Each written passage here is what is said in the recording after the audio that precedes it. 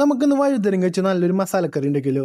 അതിന് വഴുതനങ്ങ ചെറുതാക്കി അരിഞ്ഞ് വേറെ പാത്രത്തിലേക്ക് മാറ്റി വയ്ക്കുക. എന്നിട്ട് ഒരു പാൻ കേൾക്കുക, പാനിൽ വെളിച്ചെണ്ണ ഒഴിക്കുക. എന്നിട്ട് ആദ്യം പെരിഞ്ജീരകം ഇടുക, പിന്നെ സവോള ഇടുക, കുറച്ച് നാളികേരക്കൊത്തും വെളുത്തുള്ളിയും ഇടുക. എന്നിട്ട് നന്നായിട്ട് മിക്സ് ചെയ്ത് കൊടുക്കുക. അത്യാവശ്യം നന്നായി മിക്സ് ചെയ്ത് കഴിഞ്ഞാൽ നമുക്ക് ഉണക്കമുളക് ഇതിലേക്ക് മുറിച്ചിടുക. ഉണക്കമുളക് ഇട്ട് വീണ്ടും നന്നായി മിക്സ് ചെയ്താൽ ഇത് ബ്രൗൺ കളർ ആവണ വരെ നന്നായിട്ട് മിക്സ് ചെയ്ത് കൊടുക്കുക. ബ്രൗൺ കളർ ആയി കഴിഞ്ഞാൽ അടുപ്പിൽ നിന്ന് ഇറക്കി നമുക്ക് മിക്സിയിൽ കുറച്ച് വെള്ളം ചേർത്ത് നന്നായിട്ട് അരച്ചെടുക്കുക.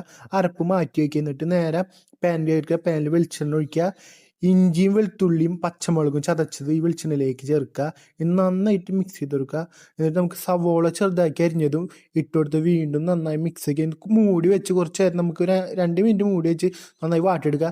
നന്നായി വാടി വരാൻ നേരത്ത് നമുക്ക് തക്കാളി ഇടുക. തക്കാളി ഇട്ട് വീണ്ടും നന്നായിട്ട് മിക്സ് ചെയ്ത് കൊടുത്തതിന് ശേഷം നമുക്കിതിലേക്ക് മഞ്ഞൾപ്പൊടി, മല്ലിപ്പൊടി, മുളക് പൊടി ഇട്ടെടുക്കുക. നന്നായിട്ട് മിക്സ് ചെയ്ത് കൊടുക്കുക. വീണ്ടും നന്നായി മിക്സ് ചെയ്ത് കൊടുത്തതിന് ശേഷം നമുക്കിതിലേക്ക് വഴുതനങ്ങ ചെറുതാക്കി അരിഞ്ഞത് ഇതിലേക്ക് ഇടുക.